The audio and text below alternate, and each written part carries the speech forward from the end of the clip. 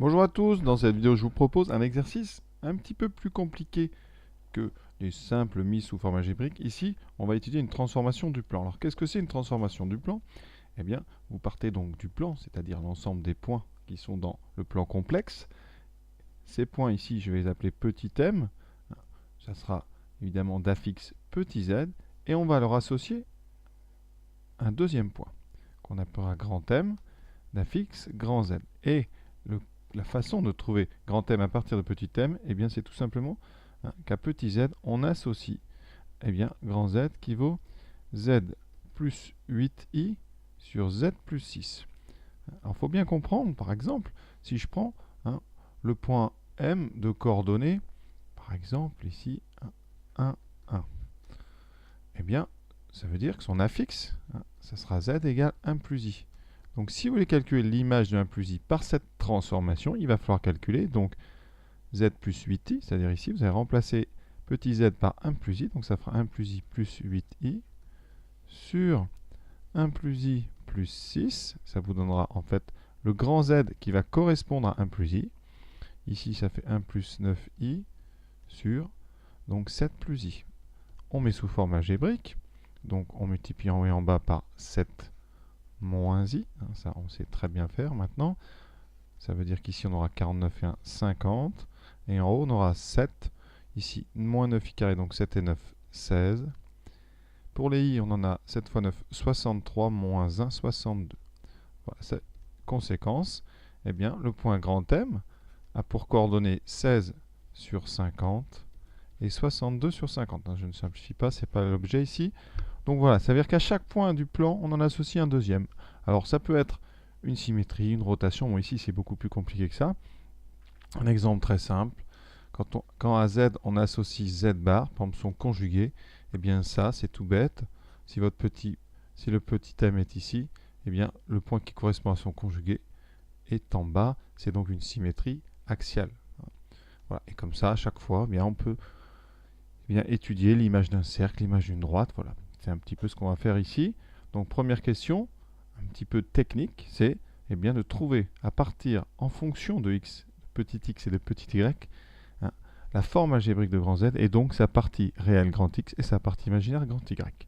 C'est très classique. Donc on est parti, première question. Donc on va partir de grand Z, donc égale petit z plus 8i sur petit z plus 6. Alors, première remarque, c'est indiqué dans le texte, z ne peut pas être égal à moins 6 parce que vous auriez une division par 0. Donc dans tout le texte, on considère que, donc on n'oubliera pas, petit z est différent de moins 6. Ça, c'est acquis. Donc, maintenant, qu'est-ce qu'on fait? Eh bien, on va remplacer x, on va remplacer petit z par x plus y. Donc ici, on va mettre x plus y plus 8i sur x plus y plus 6. Voilà. Et il faut se débrouiller pour se débarrasser du i qui est en bas. Et pour ça, c'est la technique classique du conjugué. Mais pour faire un conjugué, eh bien, vous devez le mettre en bas sous une forme algébrique. Donc le 6 et le x, on va les mettre ensemble puisque ce sont deux réels. Ça veut dire que votre partie réelle d'en bas, c'est x plus 6 et sa partie imaginaire, eh bien, ça sera y. Et comme ça, eh bien, on sait bien que pour transformer et enlever le i en bas, on va multiplier par x plus 6 moins y. Voilà, je mets bien les parenthèses pour insister sur les parties réelles et imaginaires. Et en haut, on doit multiplier par x plus 6 moins y. Voilà. On n'oublie pas de remettre le premier numérateur, qu'on met lui aussi sous une forme plus algébrique. Donc ici, plus i fois y plus 8. Et on n'a plus qu'à faire le produit. Alors c'est long en général, mais ce n'est que de la technique. Au dénominateur, on est habitué. On obtient x plus 6 au carré plus y au carré. Alors le dénominateur ne peut pas s'annuler. Pourquoi? Parce que z différent de 6, ça équivaut tout simplement à avoir x différent de moins 6 et y différent de 0 en même temps. Comme ça, votre complexe ne vaut pas moins 6. Et donc c'est pour ça qu'ici, les deux carrés ne peuvent pas s'annuler en même temps. Donc la fraction ne peut pas être avec un dénominateur nul. Pour le haut, ça va être assez long. Donc on va rallonger un petit peu le trait de la fraction. On aura donc double distributivité x fois x plus 6. Ensuite, x fois moins y, donc moins i, x, y. On remet un petit peu d'ordre. Deuxième partie, donc plus i multiplié par y plus 8 fois x plus 6. Et dernière, i fois moins i, ça fera moins i carré, donc ça fera plus 1. Il vous reste donc plus y plus 8 fois y. Voilà. On va développer tout le numérateur.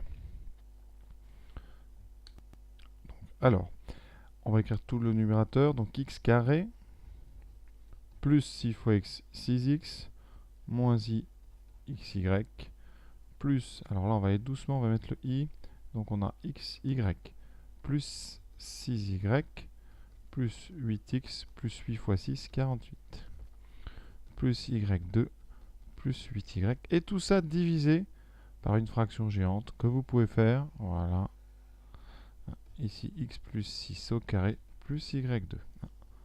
Et maintenant on regroupe à gauche toutes les parties qui sont réelles, donc on a x2, plus 6x, ensuite ça c'est imaginaire, donc les réels vont venir de la fin, donc plus y2, plus 8y, donc ça va être notre partie réelle divisée évidemment par notre dénominateur.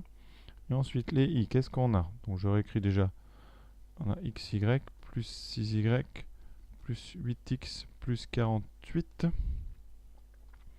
voilà, et notre moins xy. Toujours divisé par cette grande fraction. Alors, si vous voulez éviter de diviser par cette fraction, il y a une petite astuce qu'on peut utiliser d'écriture, qui est vraiment conseillée dans plein de cas. Ici, en fait, vous mettez votre fraction au début, en mettant comme ça, vous n'avez pas à deviner à l'avance ce trait de fraction. Et vous faites comme ceci. Alors, vous pouvez mettre des crochets plutôt. Voilà, comme ça, vous avez un seul petit trait de fraction. Maintenant, on regarde ce qui se passe. Alors déjà, dans les parenthèses, vous voyez, on a simplification des, des x, y. Voilà, donc on a déjà des choses plus acceptables. Bilan de tout ça. Donc, quelle va être la partie grand X? Alors, la partie grand X, c'est la partie réelle de ça. Donc, grand X, c'est la partie réelle de grand Z. Donc, ici, ça sera, eh bien, je vais l'entourer pour bien que vous le voyez, cette partie-là, divisée évidemment par notre dénominateur. N'oubliez pas le dénominateur. Donc, on va écrire x2 plus 6x plus y2 plus 8y divisé par x plus 6 au carré plus y2, en rappelant que le dénominateur ne peut pas s'annuler. Et notre grand y, ça sera la partie imaginaire de grand Z, donc on ne met pas le i, mais on met bien, tout le reste, c'est-à-dire notre parenthèse ici, divisé bien sûr par notre dénominateur qui est en bas. Ça donne donc 6, alors on va mettre les x d'abord, 8x plus 6y plus 48 divisé par x plus 6 au carré plus y au carré. Maintenant, on va répondre à des questions qui sont à peu près toujours les mêmes. Donc ici, quels sont l'ensemble des points petit m tels que grand Z soit réel? Alors ici, on va écrire grand Z réel. Rappel de cours, un complexe est réel si et seulement si sa partie imaginaire est nulle. Et donc ici, ça veut dire que grand Y doit être égal à 0. Donc on va écrire grand Y, c'est donc 8x plus 6y plus 48 sur x plus 6 au carré plus y au carré doit être égal à 0. Or, on rappelle que z est différent de moins 6, donc le couple xy est différent de moins 6 et 0. Alors cette remarque, elle nous permet d'enlever le dénominateur. Par contre, on n'oublie pas que z, évidemment, est différent de moins 6, parce que c'est obligatoire. Conséquence, si on trouve un ensemble de points, il faudra vérifier que le point correspondant à moins 6 n'est pas sur cet ensemble. Et s'il est, il faudra l'enlever de cet ensemble. Donc ici, on obtient donc une équivalence avec 8x plus 6y plus 48 égale à 0, toujours en gardant en mémoire que z est différent de moins 6. Voilà. On obtient ici une équation en x et y qu'on reconnaît, c'est une équation qu'on appelle une équation cartésienne de droite. Donc ça, c'est une équation cartésienne de droite. C'est-à-dire sous la forme ax plus by plus c égale 0 avec a et b non nuls en même temps. Donc vous pouvez la laisser comme ça, on peut la simplifier si on veut, ici par 2, ça nous donne 4x plus 3y plus 24 égale 0. Alors on ne vous en demande pas plus, c'est une droite. Par contre, la question qu'on peut se poser, c'est est-ce que le point A de coordonnées, donc moins 6, 0, c'est-à-dire le point qui correspond à z égale moins 6, est-ce que ce point appartient à la droite donc d'équation 4x plus 3y plus 24 égale 0. Donc on va remplacer, on calcule 4 fois x, donc 4 fois moins 6, plus 3 fois 0, plus 24, ça donne moins 24, plus 24, ça fait 0. Donc, conséquence, le point A de coordonnées moins 6, 0 appartient à la droite. Je vais l'appeler D, comme ça restera dans le texte. Donc la droite d'équation 4x plus 3y plus 24 égale 0. Donc, n'oubliez pas, dans la conclusion, on va dire que les solutions sont les points de la droite privés du point moins 6, 0 qui correspond à z égale moins 6. On n'a plus donc à conclure. Ça veut dire que le point M appartient à droite D d'équation 4x plus 3y plus 24 égale 0 privé du point A de coordonnées moins 6, 0. Puisque, très important, je répète encore une fois, z différent de moins 6, ça veut dire que le point petit m est différent du point de coordonnées moins 6, 0.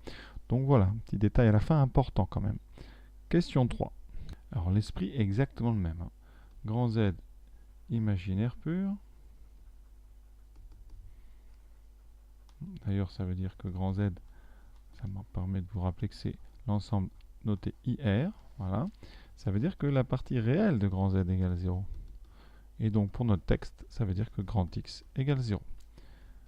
Alors grand X, on recopie, c'est x2 plus 6x plus y2 plus 8y sur notre dénominateur, qui, comme on vient de le dire dans la question présente, ne peut pas s'annuler. Donc là, on ne va pas rappeler tout, mais à condition d'avoir z différent de moins 6, on a possibilité d'avoir juste le numérateur égal à 0. Et là, on a devant nous quelque chose qui ressemble à une équation de cercle. Voilà. Pour les équations de cercle, c'est la forme canonique qui prime. Donc ici, on va travailler ça à part et faire deux formes canoniques. Une forme canonique pour x carré plus 6x et une deuxième pour x2 plus 8y. Alors je vous rappelle, pour mettre en forme canonique, x2 plus 6x, on écrit x plus la moitié du coefficient de x, donc plus 3 au carré, et on enlève le carré du nombre que vous avez mis là, donc moins 9. Pour y2, on va donc faire la même chose, on écrit y plus la moitié de 8, 4 au carré, moins 16. D'accord?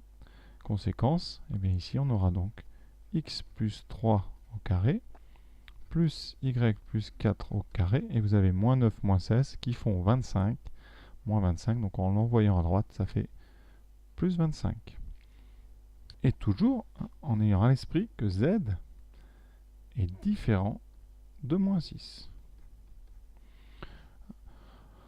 Alors ça, déjà, on va donner les caractéristiques. C'est une équation de cercle. Équation de cercle, le cours, rapidement. L'équation de cercle, c'est soit fois x moins x oméga. Donc x oméga, ça sera l'abscisse du centre, plus y moins y oméga au carré. Donc ça sera l'ordonnée du centre, doit être égal au rayon du cercle au carré. Donc ici 25, c'est 5 au carré. Donc vous avez devant vous un cercle de centre oméga de coordonnées moins 3, moins 4 de rayon 5. Mais avant tout, il faut vérifier que notre point A n'appartient pas ou appartient à ce cercle. Donc, vérifions si le point A de coordonnées moins 6, 0 appartient au cercle.